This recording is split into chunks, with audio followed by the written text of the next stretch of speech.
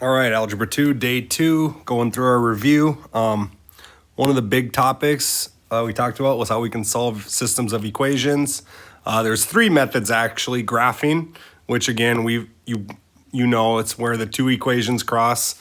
That's where you get the solution. And then we talked about substitution and elimination.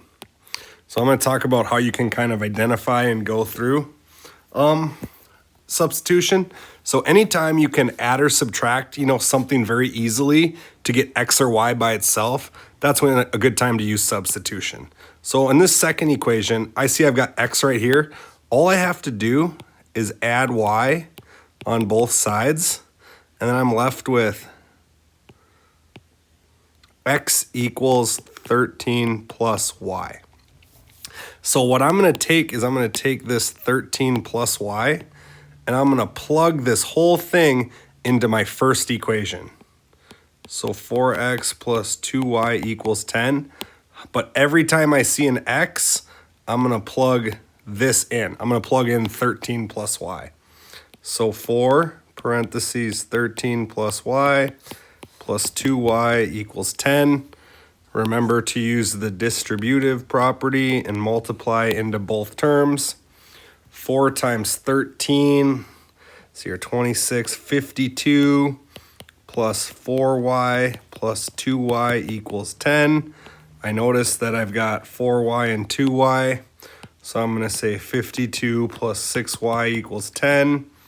I'm going to try to get y by itself, so subtract 52, 6y equals negative 42. And dividing by 6, therefore y equals negative 7. Now that's not my complete answer because I also have to figure out what x is. So I'm going to go back to this equation and I'm going to plug in, we just said y is negative 7. So I'm going to say x equals 13 plus negative 7, therefore x equals 6. No. X is going to equal 13 plus negative 7 is 6. Yeah, sorry. Had a brain fart there.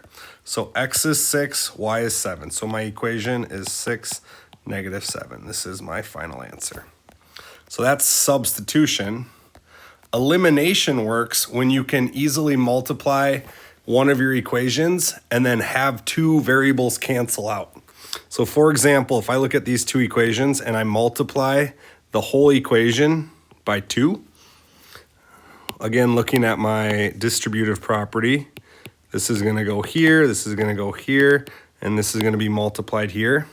So 6 times 2 is 12, 2 times 5 is 10, and 2 times 2 is 4.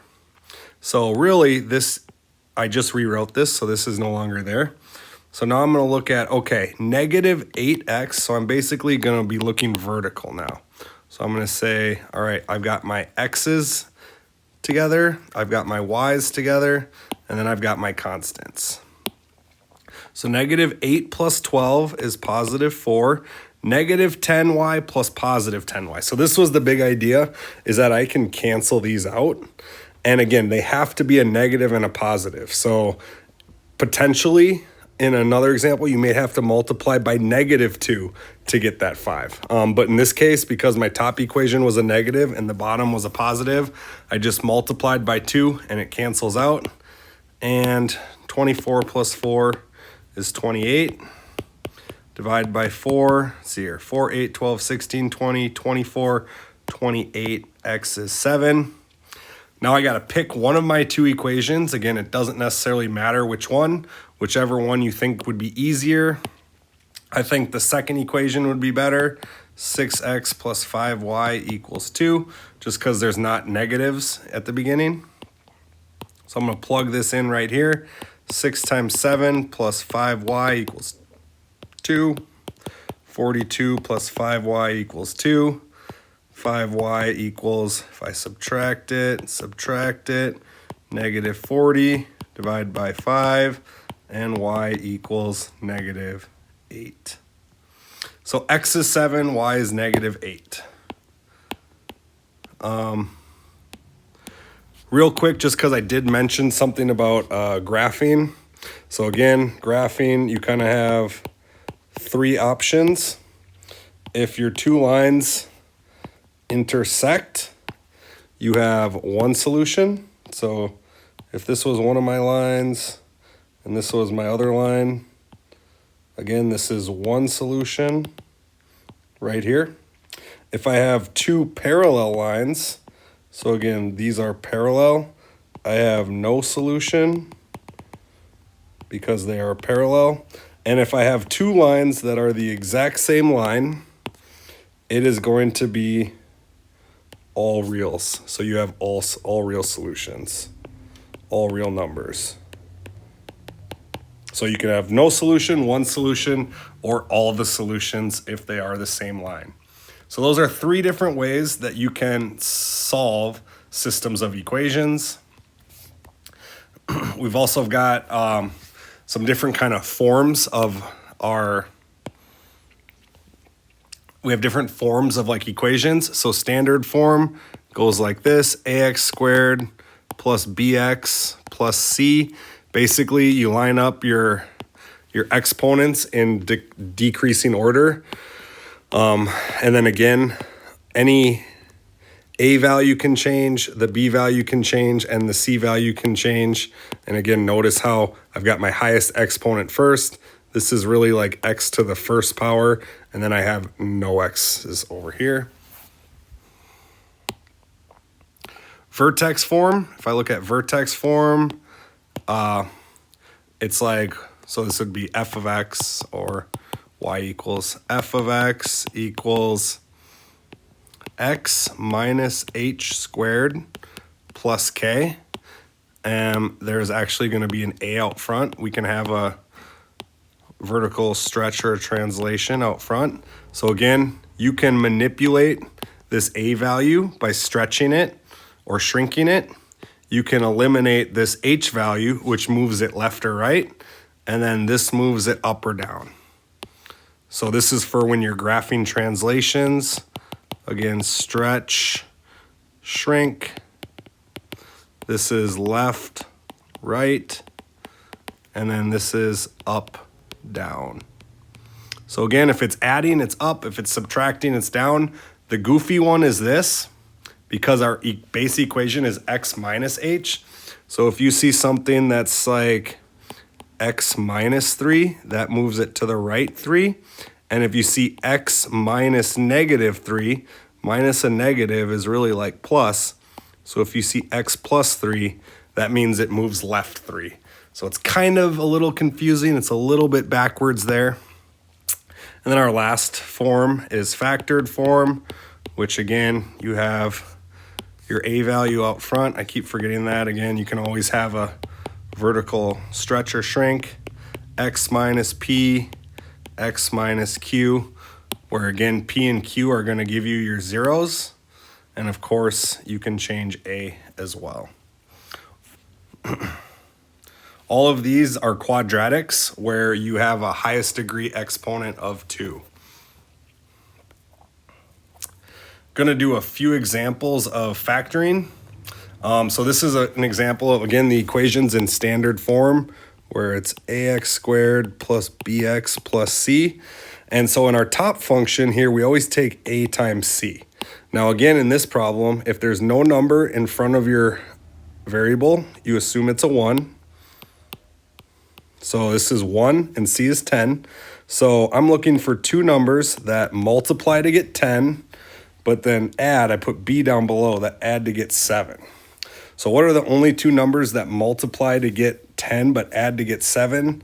That's positive 5 and positive 2. Therefore, my factored form is x plus 2 and x plus 5. Remember, this is always when stuff equals 0. So my answer, the zero product property, if I make this equal to 0, the whole thing equals 0. If I make this equal to 0, the whole thing equals 0. So x plus 2, what makes that equal to 0? Negative 2. Or what makes this equal to 0? Negative 5. So if it asks me for an answer, these are the red box is my answer. If it asks me for factored form, the black box is my answer. Notice in this one, so we tried to have standard form. However, we're missing the middle term. It just goes ax squared minus c.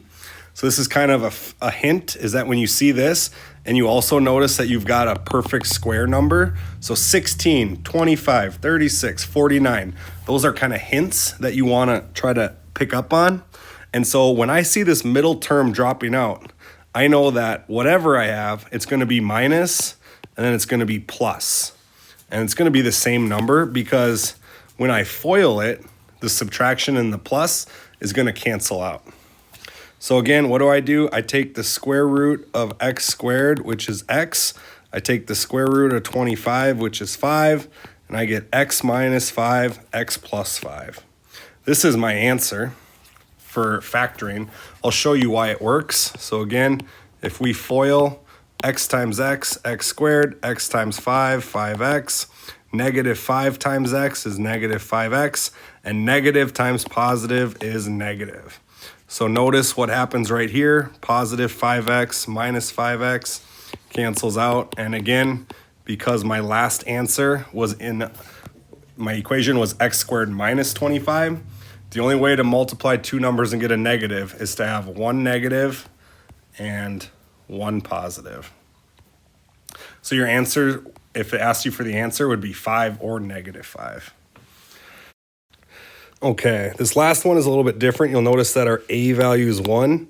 So again, if I think about ax squared plus bx plus c, my a is not 1. So it's a little bit more complicated. However, because 7's a prime number, the only way I can get 7 is 1 times 7 or 7 times 1. So if I had like a number like 6, I would have to think about doing 6 times 1 or 2 times 3. But because it's a prime, I know that the only way I can multiply to get 7 is to get 7 times 1. And now I have to think, all right, my third term is negative 28. So these last two spots that I have to fill have to be two numbers that multiply to get to 28. So I could do 14 and 2. Could do 7 and 4. There's a few choices usually that you have to make. I'm gonna choose 7 and 4. And now the question I have to think of is, because it's negative 28, I know either the 7 or the 4 is negative, but I'm not sure which one. So it's a little bit of guess and check. But because my middle term is negative 45, that's a pretty large negative number. I'm going to guess that the bigger number, the 7, is the negative, and then the 4 is going to be the positive. So what you have to do is you have to go through and FOIL to see if you were correct. So 7x times 1x is 7x squared. 7x times negative 7 is negative 49x. That's looking good. 4 times x is 4x, and 4 times negative 7 is negative 28. When I combine like terms, I get 7x squared minus 45x minus 28. So this was the correct answer. If it wasn't, I could try flip-flopping 4 and 7. I could try making the 4 negative and the 7 positive. So once you've come up with the numbers, you kind of have to tinker with it a little bit if you didn't guess correctly on the first try. So my answer would be 7x plus 4, parentheses, 1x minus 7. That would be my factored form. If it asked me for the solution, again, what makes this equal to 0? Set it up, 7x equals negative 4, x equals negative 4/7, or 1x minus 7 equals 0, x equals 7. So if it asked you for answers, these would be your two answers. If it asked you for factored form, this would be your answer. You don't need this 1 in front. That 1 is redundant, but you can keep it there if you like, or if erasing it destroys your whole thing. We also talked about complex numbers. So we kind of treat complex numbers like a variable. So if I look over here, okay, I have, again, this is an invisible 1, a 1i plus a 6i. So again, if I treated it like a variable, that would be 7i. A complex number was created because we can't evaluate the square root of a negative 1. the square root of any number really, because the definition of a square root is the same number multiplied by itself, but a negative times a negative is always a positive. So that's impossible to get, which is why we invented complex numbers. And again, just kind of thinking about it, okay, if I take 1 and I square it over here, square roots and squares are opposites, which is how I end up with I squared equals -1.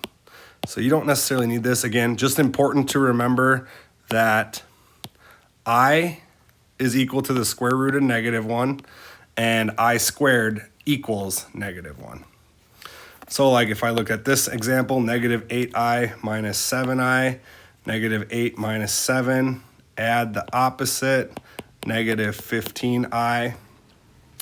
And just like, again, like I said earlier, we treat imaginary or complex numbers, imaginary numbers like they are variables, so we can only combine like terms. I can only combine real numbers with imaginary numbers, and I just realized there's one more.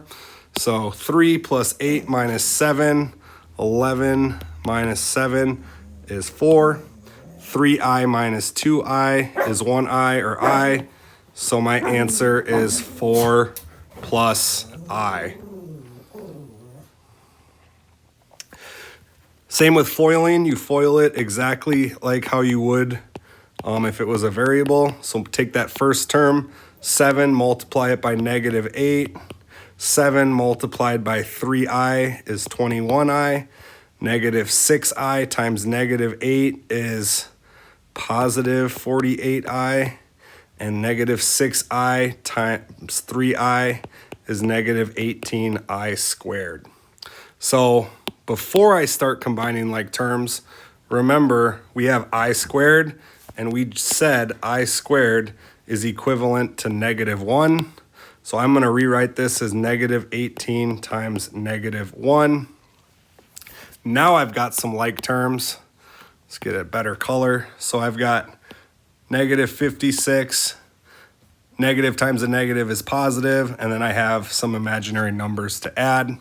So let's see here. -56 plus 18 gives me -38, and 21 plus 48 is 69i. Always put your real numbers first, followed by the imaginary numbers.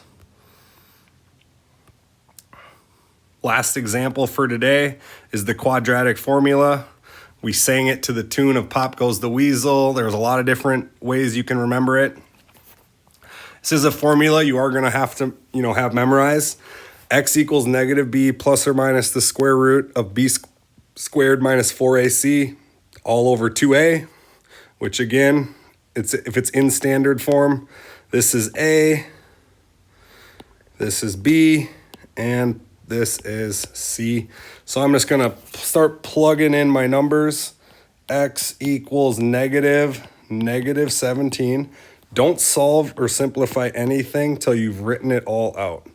B squared, notice how I'm using parentheses for my negatives, minus 4 times A times C all over 2 times 6.